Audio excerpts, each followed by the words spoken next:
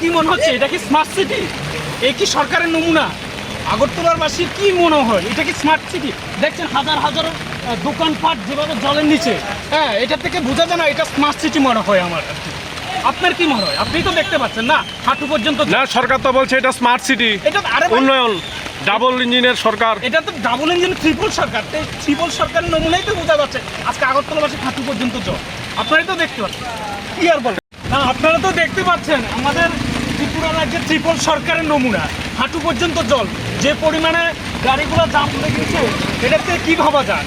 আসলে এই ট্রিপল সরকারের নমুনা জন্য আজকে শহরবাসী যেভাবে ভুগতেছে তার জন্য আমি আগরতলা শহরবাসীর কাছে এটুকু অনুরোধ করব, আপনারা এর প্রতিবাদ করুন এবং সরকারকে যাতে সরকারের প্রতি যাতে মানুষের বিক্ষোভটা যাতে তৈরি করা যায় সেজন্য আমি আগরতলা শহরবাসীর কাছে